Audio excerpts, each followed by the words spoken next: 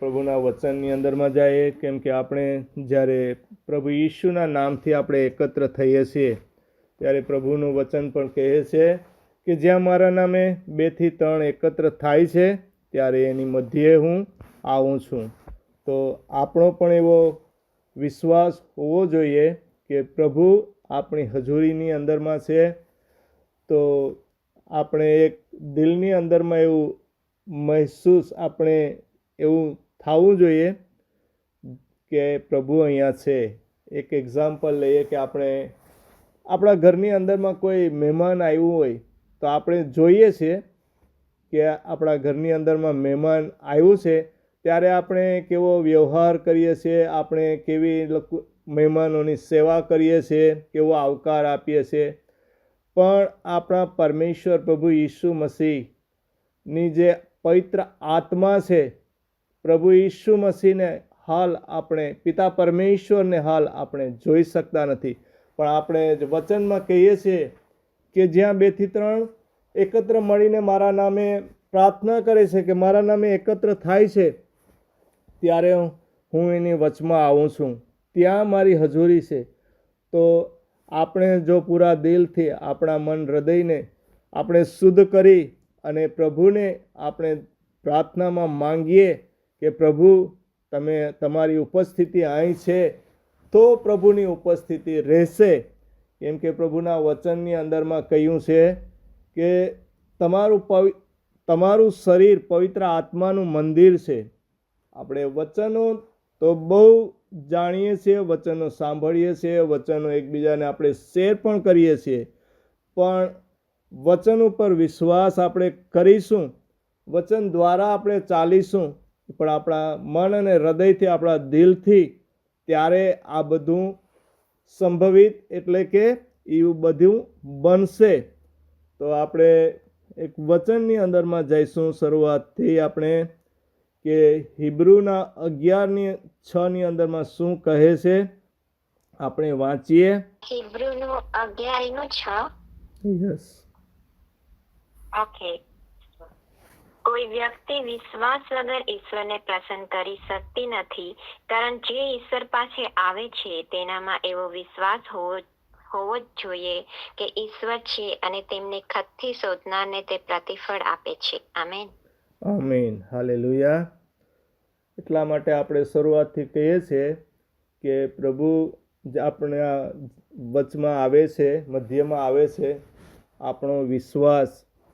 પરંતુ પ્રભુનું વચન એ પણ કહે છે કે માત્ર પ્રભુ પ્રભુ કરવાથી કે બોલવાથી પ્રભુ આપણા અંદરમાં આવી જતા નથી. પ્રભુએ આપણે વચન આપ્યું છે કે તમારું શરીર પવિત્ર આત્માનું મંદિર છે.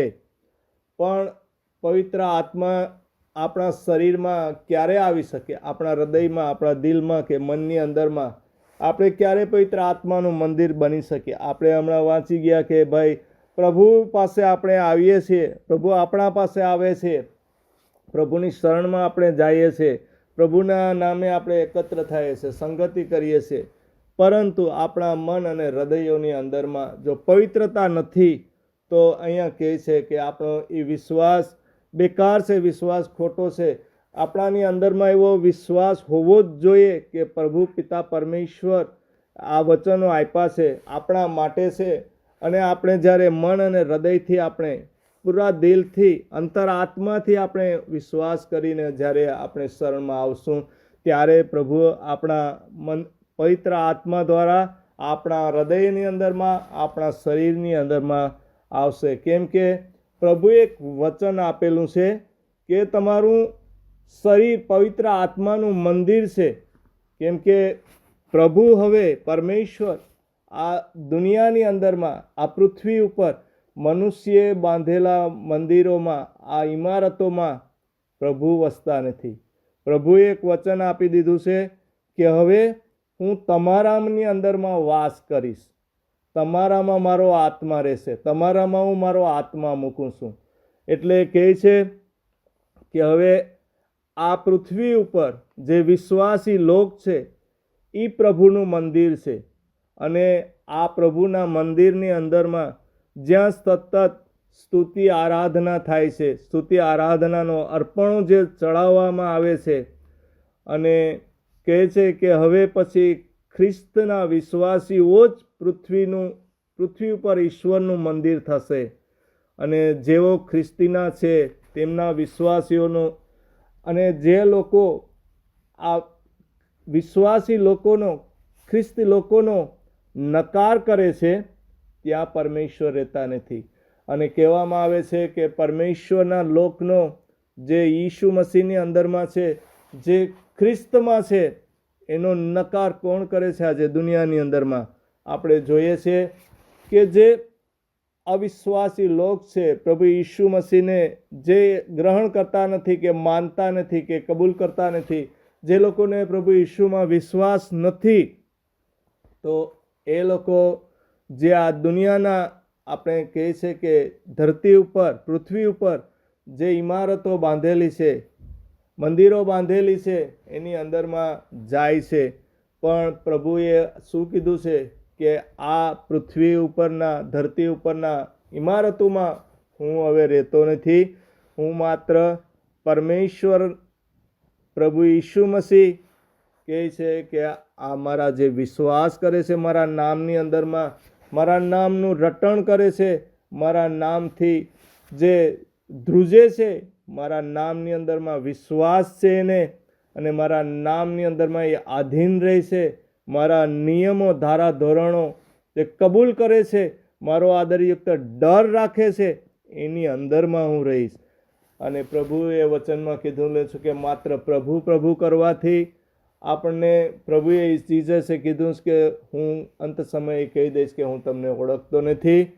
પ્રભુ કહે છે કે ચાહે તો તમે દુષ્ટ આત્માઓને કાઢ્યા હોય, કે મારા નામે હજારો બાપ્તિસ્મા આપ્યા હોય, કે મારા નામે ચમત્કારો કર્યા હોય, ગમે એવા કાર્ય કર્યા હોય, પણ પ્રભુ કહી દેશે કે હું તમને ઓળખતો નથી. તો આપણે પેલા કોરિન્થીના 3:16 અંદરમાં આપેલું છે કે તમે પવિત્ર આત્માનું મંદિર છે. આપણે વાંચીશું પેલા કોરિન્થીની અંદરમાં 3:16 વચન શું કહે છે, આપણે વાંચીએ અને સમજીએ. પ્રભુનો ધન્યવાદ કરીએ વચનોને માટે. રેડી વચન હોય તો કાઢીને વાંચજો. તમે ઈશ્વરનું મંદિર છો અને ઈશ્વરનો આત્મા તમારામાં વસે છે, એ વાતની શું તમને ખબર નથી? આમેન. આમીન. હાલેલુયા. પ્રભુનું વચન આપણે કહે છે કે તમે ઈશ્વરનું મંદિર છે ને ઈશ્વરનો આત્મા તમારામાં વસે છે. અને પ્રશ્ન કહે છે, પરમેશ્વર કીધે છે કે શું તમને ખબર નથી? જો આપણે પરમેશ્વરના આત્માનું મંદિર હોય તો આપણે ખબર હોવી જ જોઈએ કે હું પ્રભુની અંદરમાં કઈ પ્રમાણે વર્તું છું, ચાલું છું, કઈ પ્રમાણે શુદ્ધ છે. અને પવિત્ર આત્માનું મંદિર જો આપણે છે, તો આપણે પ્રભુ પવિત્ર આત્મા આપણાની અંદરમાં રહી, તો પ્રભુ પવિત્ર છે, તો આપણે પણ પવિત્ર બનવું જોઈએ.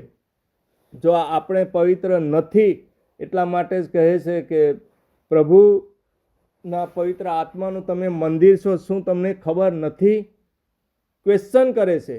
ત્યારે આપણે જો પવિત્ર નથી, શુદ્ધ નથી, તો પવિત્ર આત્મા આપણાની અંદરમાં વાસ કરતો નથી. પ્રભુએ જે વચન આપ્યું છે કે મારા જે ખ્રિસ્ત લોક છે, મારા નામે બાપ્તિસ્મા લઈ લીધું છે, અને મારા નામની અંદરમાં નવો જન્મ થઈ ચૂક્યો છે, અને તમારા કાર્યો કેવા છે, કઈ રીતના તમે હવે વ્યવહાર કરો છો, તમારું વાતાવરણ, તમારું બોલવું, ચાલવું, ઉઠવું કેવું છે. પ્રભુ કહે છે કે જો મારો આત્મા તમારામાં છે, તો પૂછે છે કે શું તમને ખબર નથી? અને પ્રભુ કહે છે કે આપણે જેમ પરમેશ્વર પવિત્ર છે, હું પવિત્ર છું, એમ તમે પણ પવિત્ર બનો.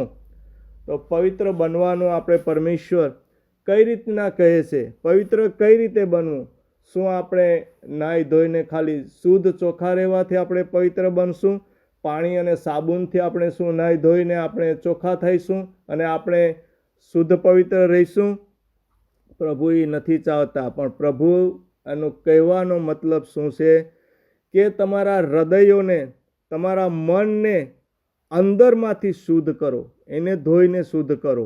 તો આપણે પવિત્ર આત્મા દ્વારા આપણે માર્ગદર્શન લઈએ છીએ. પવિત્ર આત્મા દ્વારા પ્રભુએ આપણને ધારાધોરણ નિયમો જણાવેલા છે કે આપણે કઈ રીતે અંદરથી શુદ્ધ થઈએ છીએ.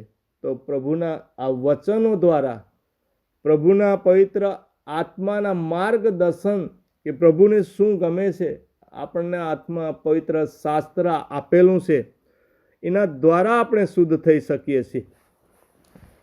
તો આપણે ખુદને આપણે હવે જોવાનું છે, ઝાંકવાનું છે કે આપણું એટીટ્યુડ, આપણી પરિસ્થિતિ, આપણું વાતાવરણ, આપણું કાર્ય કઈ રીતના શું કરીએ છીએ આપણે. એ હરેકે આપણે ખુદે આપણે આજે ખ્રિસ્તની અંદરમાં છે તો આપણે જોવાનું છે, જાણવાનું છે, અને આપણું વાતાવરણ, કાર્ય શું કઈ રીતે ચાલી રહ્યા છે એ આપણને જોવાનું છે. તો પ્રભુ કહે છે કે જેમ પવિત્ર આત્મા કહે છે કે પ્રભુ ઈસુ મસીહ જ્યારે આ ધરતી ઉપર આવ્યા ત્યારે એ એક પરમેશ્વર હતા અને ખુદને ખાલી કરીને એને એક દીન દાસ, એક પરમેશ્વર હોવા છતાં પણ ખુદને ખાલી કરી દીધા. ત્યારે પિતાએ એને એટલું પાવર શક્તિ આપી હતી પ્રભુ ઈસુ મસીહને. તો આપણને એક નમૂનો એ આપ્યો કે કઈ રીતના દીન બનવું, કઈ રીતના આપણે હંબલ બનવું, કઈ રીતના પવિત્ર બનવું. તો એક પવિત્ર આત્મા દ્વારા આપણે એ માર્ગદર્શન પણ આપીને ગયા. પ્રભુ ઈસુ મસીહ ખુદ આ ધરતી ઉપર આવ્યા અને કઈ રીતે જીવવું, હાલવું, ચાલવું, કાર્ય કરવું બધું આપણે શીખાડીને ગયા અને કહીને ગયા કે દુશ્મનને પણ માફ કરો. ત્યાં સુધીનું એક હંબલતા આપણે શીખાડીને ગયા. પ્રભુ પિતા પરમેશ્વરે એના દીકરાને આપણા માટે આ એક મનુષ્ય રૂપની અંદરમાં આપણા માટે અહીંયા મોકલાવ્યા, જેથી કરીને આપણે જોઈ શકીએ, જાણી શકીએ. આ પૃથ્વી ઉપર ખાલી પવિત્ર આત્મા દ્વારા, આ વચનો દ્વારા જ નથી કહી દીધું, એક જીવન જીવીને એક નમૂનો દેખાડીને ગયા. ત્યારે આ દુનિયાના લોકોએ જોયું. આપણે પવિત્ર આત્માને જોઈ શકતા નથી કે પિતાને, સ્વર્ગીય પિતાને જોઈ શકતા નથી, પણ એને એના દીકરાને મોકલાવ્યો કે મનુષ્ય માણસ સાથે જે વસવાટ કરી અને દેખાડે અને એની દેખાડ્યું બધી. તો એની જેમ જેવું કાર્ય કર્યું એમ આપણે પણ જો કરીએ ત્યારે આપણાની અંદરમાં એ એક હંબલતા અને એના જે વચનો છે એ કાર્ય કરે. પણ પ્રભુ પરમેશ્વરે કીધું કે જેમ હું પવિત્ર છે એમ તમે પણ પવિત્ર બનો. તો આપણે આજે ખુદને ઝાંકવાનું છે અને પવિત્ર થવાનું છે. ત્યારે આપણાની અંદરમાં પવિત્ર આત્માનું વાસ રહેશે ને આપણે પવિત્ર આત્માનું મંદિર બનીશું. તો પવિત્ર આપણે કઈ રીતે બનવું? આપણા હૃદયની અંદરમાં આપણે શુદ્ધતા જાળવવી. આ વચનો દ્વારા આપણે સાંભળીને એને ઉપર ખાલી સાંભળી લેવાથી એ અંદરમાં આવી જતા નથી. વચન ઉપર આપણે મનન કરીએ છીએ, વિશ્વાસ કરીએ છીએ, અને જ્યારે એ વિશ્વાસ દ્વારા આપણે કાર્યમાં એને બદલીએ છીએ ત્યારે આપણાની અંદરમાં આ પ્રભુનું વચન આવે છે અને પ્રભુનું કાર્ય થાય છે. આપણે વચન ખાલી વાંચી લઈએ છીએ, એકબીજાને કહી લઈએ છીએ. ચાહે હું મારી ઉપર પહેલાંથી લઉં કે જો મારા મન અને હૃદયની અંદરમાં જો કડવાશ છે, જો નફરત છે, જો આગ છે, કોઈના વચ્ચે ખિલાફ છે, આપણે ઘૃણા, નફરત, તો એ મારાની અંદરમાં પણ આવી શકતું નથી.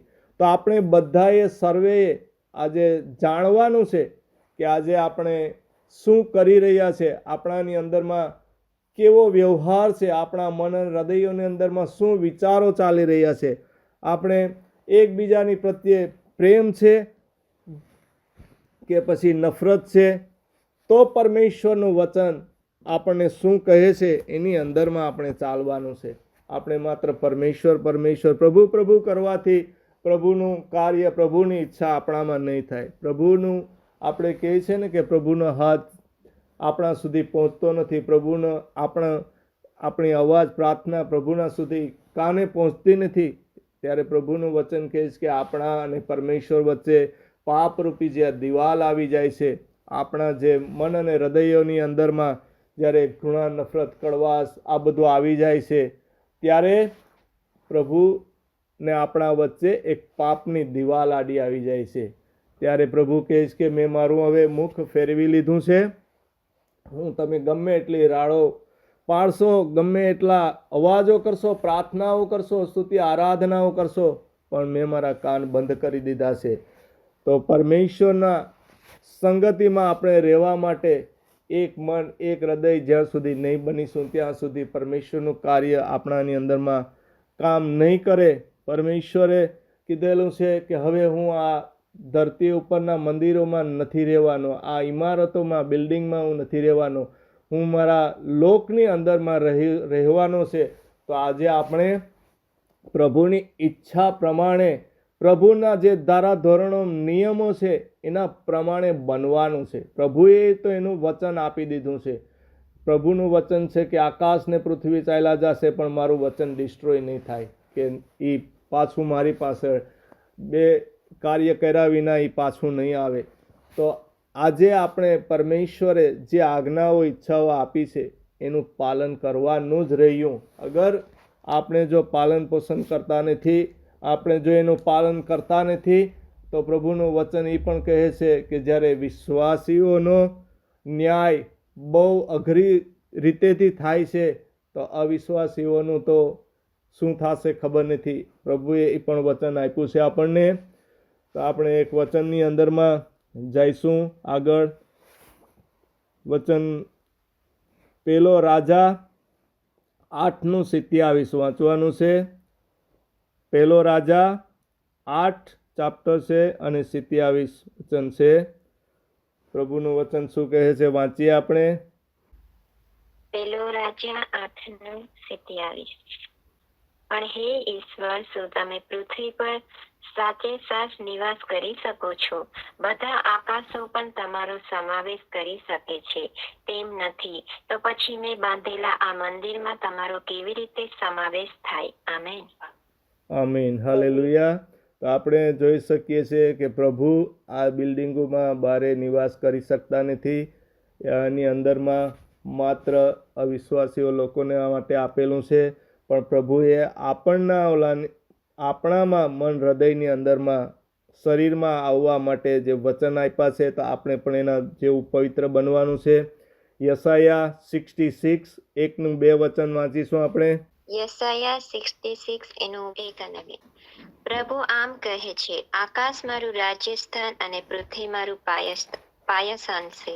તો તમે મારા માટે કેવા પ્રકારનું ઘર બાંધશો? મારું નિવાસ સ્થાન કેવું બનાવશો? વળી પ્રભુ કહે છે, શું મેં મારી પોતાને હાથે જ અને સોનું સર્જન કર્યું નથી? મારા કારણે જ તો તેઓ અવિશ્વાસ ધરાવે છે. તેથી મારા નિવાસ માટે તો હું જે ગરીબ અને નર્મ હૃદયનો છે અને મારા વચનથી ધ્રુજે છે તેથી જ તરફ લક્ષ રાખીશ. આમેન. આમીન. હાલેલુયા. તો પ્રભુ પરમેશ્વરે આ સૃષ્ટિ ઉપર આ બધું સર્જન કર્યું છે અને કહે છે વચનની અંદરમાં, બીજાની અંદરમાં, કે મારા કારણે જ અસ્તિત્વ ધરાવે છે. તો આપણે પ્રભુની કૃપા દયાથી છે આપણને.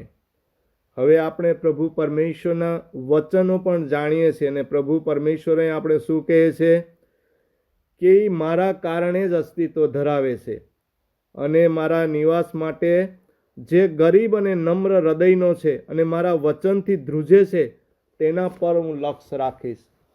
તો આપણે આ વચનમાં શું સમજાવે છે આપણને? કે જે મારા વચનથી ધ્રુજે છે, જે દીન નમ્ર ગરીબ છે, એના પ્રત્યે જ લક્ષ્ય રાખવામાં આવે છે. એની જ પ્રાર્થના સાંભળવામાં આવશે. પછી આપણે આપણા એક પ્રભુએ આપણા ઉપર આશીષિત કરી દીધા, આપણને કૃપા આપી દીધી અને પ્રભુને કે હવે તમે એક બાજુ અને હું એક બાજુ, એવું જો આપણા વલણ થશે, આપણો વ્યવહાર થશે તો પ્રભુ આપણાની અંદરમાં કાર્ય નહીં કરે. વચન કહે છે કે જે દીન નમ્ર ગરીબને મારા વચનથી ધ્રુજે છે, મારો આદરયુક્ત ડર રાખે છે, એની અંદરમાં જ મારો નિવાસ રહેશે. નહીં તો આપણે અવિશ્વાસી જે કહેવાય છે, જે લોકો આ પૃથ્વી ઉપરના મંદિરોની અંદરમાં જાય છે, એવી આપણી પણ હાલત થઈ જશે. આપણે પણ મૂર્તિ પૂજકની અંદરમાં સમાવેશ થઈ જશે. કેમ કે જો પ્રભુની ઈચ્છા છે એ પ્રમાણે જો આપણે પવિત્ર હંબલ રહેતા નથી તો પ્રભુ આપણાની અંદરમાં નહીં નિવાસ કરવાને નહીં આવી શકે. કેમ કે પ્રભુનું વચન કહે છે કે તમે જે મારા ધારા ધોરણો છે, નિયમો છે, એ પ્રમાણે ચાલો તો જ હું તમારામાં આવીશ. અને પ્રભુએ આપણને શું કહ્યું છે? સર્વે પ્રત્યે પ્રેમ કરવાનો, ત્યાં સુધી કે દુશ્મનો ઉપર પણ પ્રેમ કરવાનો કીધો છે આપણને. પ્રભુએ આપણને માથીની અંદરમાં અને લૂકની અંદરમાં બધામાં જણાવ્યું છે કે તમારે પ્રેમ કરવાનો છે. અને તમે આપણે દુશ્મનો પ્રત્યે પ્રેમનો વાંચશો લૂક ચાપ્ટર 6:27 અંદર 6:27 થી 36 સુધીની અંદરમાં જેટલા વચનો આપ્યા છે, તો એની અંદરમાં આપણે એક સમજણ પડશે કે આપણે કેવો વ્યવહાર કરવો દુશ્મન પ્રત્યે. કહે છે ને કે દુશ્મન ભૂખ્યો હોય તો એને ખાવાનું આપવું, પાણી પાવું તરસ્યો હોય તો એના માટે, એ આપણને શ્રાપ કરે, આપણે સતાવે તો આપણે એના માટે પ્રાર્થના કરવી. આજે આપણે વિશ્વાસીઓની અંદરમાં એવો વ્યવહાર થઈ ગયો છે કે આપણે પરમેશ્વરે જે વચન આપ્યા છે, વચનો દ્વારા આપણે એકબીજા સાથે લડીએ છીએ. વિશ્વાસી આજે વચન દ્વારા લડાઈ કરે છે. જ્યારે પ્રભુ ઈસુ મસીહે શેતાન સામે વચનો દ્વારા ફાઇટ કરી હતી, શેતાન સામે ફાઇટ કરી હતી. નહીં કે આપણને હવે આજે વિશ્વાસીઓ વચન દ્વારા, વચનથી આપણે ફાઇટ કરીએ છીએ. આપણું વ્યવહાર શું છે, આપણું વાતાવરણ શું છે, આજે આપણે ખુદે દિલની અંદરમાં ચકાસવાનું છે, જોવાનું છે. બધાએ મારે પણ ખુદ જ્યાં સુધી આપણે પ્રભુ પરમેશ્વર તો એનું વચન કહે છે કે વચન તો બેધારી તલવાર કરતાં પણ તીક્ષ્ણ છે, તે મજ્જા અને સાંધા સુધી અંદર ઉતરી જાય છે, મનુષ્યના વિચારોની પારખ કરે છે, મન હૃદયની અંદરમાં, આત્મામાં અંદરમાં શું છે એ પરમેશ્વર તો પ્રભુ કહે છે કે તું બોલ્યા પહેલાં તો હું અંદરમાં મને ખબર પડશે ઝાંકી. કેમ કે હૃદયનો ઘડનાર પરમેશ્વર છે આપણો. તો એ આપણા હરેકના મન અને હૃદયની અંદરમાં શું ચાલી રહ્યું છે બધું જાણે છે. પરમેશ્વર કહે છે કે કોઈ એવી જગ્યા નથી કે મારાથી ગમે ત્યાં છુપાઈ શકે. જોઈએ તો પાતાળની અંદરમાં જાય કે સમુદ્રની અંદર જાય, ગમે ત્યાં રહે, પણ મારાથી કોઈ એવી જગ્યા નથી કે મારાથી એ છુપાઈ શકે, કે મારાથી અદ્રશ્ય રહી શકે. તો પરમેશ્વર આપણા હરેકના મન હૃદયને જુએ છે. પરમેશ્વરે કીધેલું છે કે પરમેશ્વરનું બીજું નામ પ્રેમ છે. પ્રભુ ઈસુએ એના શિષ્યોને પણ કીધું હતું કે જો તમે એકબીજા પ્રત્યે પ્રેમ કરો તો જ તમે મારા શિષ્યો કહેવાશો.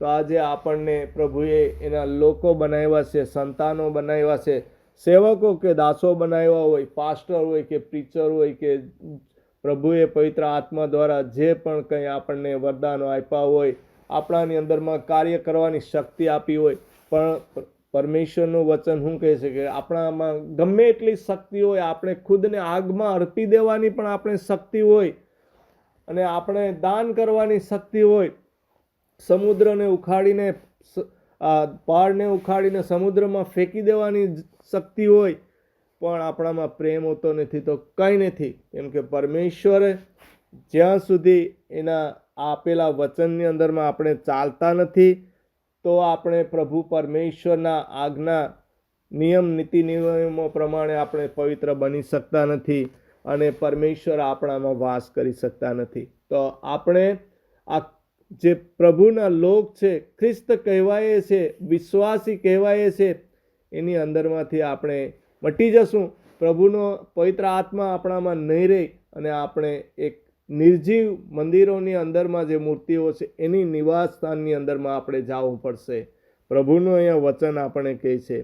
આજે પ્રભુ પરમેશ્વરે આપણે સર્વેને જે વચનો આપ્યા છે, આ વચનોનું કઈ રીતે આપણે મનન કરવું અને વચનને કઈ રીતે લેવું, પ્રભુ પરમેશ્વર પવિત્ર આત્મા દ્વારા આપણે પ્રાર્થના કરવાની છે કે પરમેશ્વરનું વચન ક્યાં કઈ જગ્યાએ આપણે વાપરવાનું છે. શેતાનની સામે આપણે વાપરવાનું છે આ વચન. જ્યારે શેતાનને ખબર પડશે કે હવે આ પરમેશ્વરનું સંતાન છે અને એને આ વચન દ્વારા એની અધિકાર, એનો પાવર, શક્તિ, એનું જ્ઞાન છે એની પાસે, ત્યારે શેતાન પણ ધ્રુજશે. પણ માત્ર વચન આપણે બોલી જવાથી શેતાન સામે કે વિશ્વાસી સામે આપણે વચનથી લડવાથી કોઈ ફાયદો થવાનો નથી. શેતાન તો જાણશે કે આ વચનના આ લોકો અજ્ઞાની લોક છે, વચનનું એનામાં જ્ઞાન નથી, એટલે વચનનું કાર્ય નહીં થાય. વચન એક કાર્યશીલ છે. પરમેશ્વરનું વચન એક જીવંત અને કાર્યશીલ છે. એ વચન કામ કરે છે, એ જીવંત વચન છે. પણ જ્યારે આ વચન દ્વારા વિશ્વાસીઓ જ્યારે લડશે ત્યારે શેતાન ખુશ થશે કે આ વચનથી તો હું ધ્રુજું છું, વચન તો એ ચોરાવવા માટે આવે છે. જ્યારે પરમેશ્વરના વચન આવે છે, આપણે સાંભળવામાં આવે છે, ત્યારે શેતાન આપણને એ વચન સાંભળવા, સમજવા અને મનન કરવા દેતો નથી. શા માટે? કે વચનથી ધ્રુજે છે. પણ જ્યારે આપણે આ વચનો એકબીજાને વિશ્વાસીઓ પ્રત્યે આપણે એક પ્રહાર કરીએ છીએ, વચન દ્વારા લડીએ છીએ.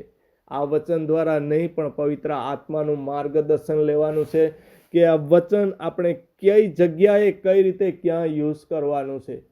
આજે દુનિયાની અંદરમાં આપણે બહુ જોઈએ છીએ કે જે પ્રભુ ઈશુના નામથી આપણે પ્રચારકો જોઈએ છીએ, જાણીએ છીએ, પણ બધા જે પ્રમાણે પ્રવચન આપે છે, કાર્ય કરે છે, પ્રભુના પરમેશ્વરનો આશીર્વાદ એમ આશીર્વાદ મળી જતો નથી. પણ પરમેશ્વરનું આપણે વચન કહીશ કે એના વચનથી આપણે એક ધ્રુજવું પડશે, એનો આદરયુક્ત ડર રાખવો પડશે. શરૂઆતમાં આપણે કહ્યું ને કે આપણે ઘરે મહેમાન આવ્યા હોય તો આપણે કેટલો નાઇસલી શાંતિથી એની સાથે વ્યવહાર કરીએ, બોલાવીએ, ચાલાવીએ. પણ આ પ્રભુ ઈસુ મસીહની હમણાં હાલમાં આપણી સાથે જો સંગતિ છે, આપણે સંગતિમાં છે, પ્રભુ ઈશુની અંદરમાં નામમાં વિશ્વાસ છે, અને આપણે એવું રાખીએ છીએ કે આપણે જ્યાં પ્રભુ નામના અંદરમાં એકત્ર થયા છે તો પ્રભુ આપણે મધ્ય છે, અને આપણે જો એવો મનની અંદરમાં એવો ડર નથી કે એવો વિશ્વાસ નથી, તો આપણાની અંદરમાં આ જ્યારે વચનો આપણે જે સાંભળીએ છીએ, બોલીએ છીએ, પ્રચાર કરીએ છીએ, એ નામથી જ ઉપરથી રહે છે, અને એ આપણાની અંદરમાં કોઈ કાર્ય કરી શકતું નથી. પવિત્ર આત્મા દ્વારા આપણે માર્ગદર્શન મળેલું છે. પ્રભુએ જે આપણે આ નિયમો આપી દીધા છે, પ્રભુએ વચન આપણે આપી દીધા છે, અને વચન દ્વારા આપણે ચાલવાનું છે. અને પરમેશ્વરના જે આ નીતિ નિયમો છે એનો આપણે આદર કરવાનો છે, અને પ્રભુનો આપણે ધન્યવાદ કરવાનો છે. કેમ કે માન મહિમા પ્રભુને મળે એ માટે પરમેશ્વરે આપણે આ વચન દ્વારા સમજણ આપી છે. આ વચન શેતાનની સામે આપણે વાપરવા માટે હરેક બીમારીઓ, તકલીફો, મુસીબતો એની અંદરમાંથી આપણે શેતાનનો સામનો કરવા માટે આ વચનોથી આપણે લડવાનું છે. આ વચન એક બેધારી તલવાર સમાન છે. એનો ઉપયોગ ત્યાં કરવાનો છે શેતાનની સામે. પણ આપણે જ્યારે વચનની અંદરમાં બે બાબતો બે બાજુ લખેલું હોય ત્યારે આપણે વિશ્વાસીઓ લડીએ છીએ વચન દ્વારા કે વચનમાં આમ લખેલું છે, ત્યારે બીજું આપણે વચન કાઢીને કહીએ છીએ કે વચનમાં આમ લખેલું છે. ત્યારે આપણી મનની અંદરમાં આ શું ચાલી રહ્યું છે અને આપણે કઈ રીતના આ વચનોનો ઉપયોગ કરીએ છીએ એ પરમેશ્વર જાણે છે. ત્યારે પરમેશ્વર પણ દિલની અંદરમાં દુઃખ અનુભવે છે, પવિત્ર આત્માને પણ દુઃખ થાય છે, અને કહે છે કે મેં આ વચન આપ્યું છે, ક્યાં વાપરવાનું છે, અને આ લોકો ક્યાં વાપરી રહ્યા છે. તો આપણે પરમેશ્વરે પવિત્ર આત્માનું મંદિર બનાવ્યા છે, અને ત્યાં ક્વેશ્ચનમાં કરવામાં આવ્યો છે કે તમને શું ખબર નથી, તમે પવિત્ર આત્માનું મંદિર છે. એટલા માટે સાવધ કરે છે, આપણે ચેતવણી આપે છે કે હવે પવિત્ર આત્માનું મંદિર તો કેવું હોવું જોઈએ, શુદ્ધ અને પવિત્ર હોવું જોઈએ. ત્યારે પ્રભુ ઈસુ મસીહ આપણાની અંદરમાં રહેવાને આવશે. પ્રભુ ઈસુ મસીહનો પવિત્ર આત્મા આપણને રહેશે. જ્યારે આપણે આ પવિત્ર આત્મા દ્વારા પ્રભુની સ્તુતિ, આરાધના, મહિમા કરીશું, માન મહિમા આપીશું, અને પ્રભુ ઈસુના નામે આપણે પિતા પાસે જે કંઈ માંગીશું, ત્યારે પ્રભુ ઈસુ મસીહ આપણને કીધેલું છે કે હું તમારા નામે મારા પિતાને જે વિનંતી કરશો એ હું સાંભળીશ અને કરીશ. તો આપણે જો પરમેશ્વરનું પવિત્ર મંદિર બનવું હોય, પવિત્ર રહેવું હોય, તો પ્રભુના વચનોથી આપણે ધ્રુજવાનું છે. આપણા મન હૃદયની અંદરમાં જે અપવિત્રતા છે, જે કડવાશ છે, જે મેલ છે, ઘૃણા, નફરત, આગ છે, જે જેલસી છે, એ કાઢી નાખવાની છે. અને પ્રભુ પરમેશ્વરના આ વચનોનું મનન કરી, ગ્રહણ કરી, પ્રભુના આદરયુક્ત ડર સાથે આપણે ચાલવાનું છે અને પ્રભુની કૃપા આપણે પામવાની છે. અને પ્રભુએ વચનની અંદરમાં કીધું છે કે જો તમે મારા શિષ્યો છે, મારા બાળકો છે, તો મેં જેમ પ્રેમ કર્યો છે એ જ પ્રમાણે તમે પણ પ્રેમ કરશો, તો જ આ મારું વચન તમારા ઉપર પરિપૂર્ણ થશે. પ્રભુ ઈસુ મસીહે એના શિષ્યોને એક નમૂનો દેખાડ્યો. ઈસુએ ખુદ એના શિષ્યોના પગ ધોયા અને સમજાવ્યું હતું કે એકબીજાને પ્રેમ કરો. અને આ પ્રેમ ખાલી માત્ર મુખના બોલવાથી પ્રેમ નહીં થઈ જાય, જેને કાર્યમાં પણ અંગીકાર કરવો પડશે. એ કાર્ય દ્વારા દેખાશે. આપણે કહે છે કે પ્રભુ હું પ્રેમ કરું છું, વિશ્વાસ કરું છું, પણ જ્યારે કાર્યની અંદરમાં નહીં દેખાય. આપણે કહેવાય વચન આપવામાં આવ્યું છે કે દુશ્મન પ્રત્યે પ્રેમ કરો. અને જ્યારે આપણે જોઈએ છે કે આપણો દુશ્મન છે, આ હકીકતની શારીરિક જીવનની અંદરમાં આપણે જોઈએ તો પ્રભુએ વચન આપ્યા છે, આપણે અવિશ્વાસી હોય કે વિશ્વાસી હોય તો શારીરિક દ્રષ્ટિ દ્વારા પણ જણાવ્યું છે કે આપણો જો કોઈ દુશ્મન છે અને કીધું છે પ્રભુએ કે માફ કરો, અને આપણે કહી દીધું કે હા હું માફ કરું છું, મેં માફ કરી દીધું છે. પણ જ્યારે સામે દુશ્મન આવે છે ત્યારે આપણે કેવો વ્યવહાર કરીએ છીએ? દુશ્મનને જોઈને એની સામે આપણે નજર તું નજર મેળવીએ છીએ, એની સાથે આપણે વાત કરીએ છીએ અને આપણે એને વાત દ્વારા, વચન દ્વારા કે પ્રેમથી વાત કરીએ છીએ કે ભાઈ આ જે બીના બની ગઈ છે તમારી અને મારી સાથે, આપણે આ દ્વારા આપણે લડાઈ ઝઘડો થયો છે, પણ હું પ્રભુ ઈસુના નામથી તને માફ કરું છું, આજથી આ દુશ્મની ખતમ. આ પ્રમાણે વ્યવહાર કરીએ છીએ કે પછી દુશ્મનને આવતો જોઈને આપણે મોઢું કાળું કરી અને રસ્તો ફેરવી લઈએ છીએ? તો એ આપણને દર્શાવે છે કે મેં માફ કરી દીધું છે કે નહીં. તો આપણા કાર્ય દ્વારા પણ દેખાશે. એટલા માટે કહેવામાં આવ્યું છે પ્રભુએ વચનમાં કે દુશ્મનને પ્રેમ કરો. તો ખાલી મુખથી બોલી દેવાથી આપણે કે હા મેં માફ કરી દીધું છે તો એ નહીં ચાલે. એ કાર્યની અંદરમાં દેખાવું જોશે, ત્યારે પ્રભુ પરમેશ્વર પણ માફ કરશે. તો પ્રભુનો હું ધન્યવાદ કરું છું આજના વચનો સમયો માટે કે પ્રભુએ આપણે પવિત્ર મંદિર બનવાના માટે નિર્ધાર કર્યા છે.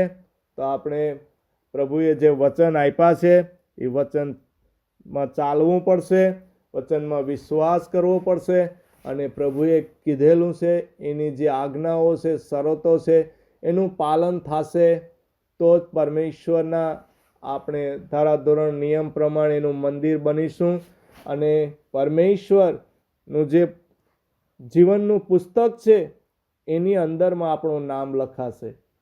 અને જીવનના પુસ્તકની અંદરમાં જો નામ લખાશે તો આપણે અનંત જીવનને માટે સ્વર્ગીય ક્ષેત્રના, સ્વર્ગીય રાજ્યના ભાગીદાર થઈશું.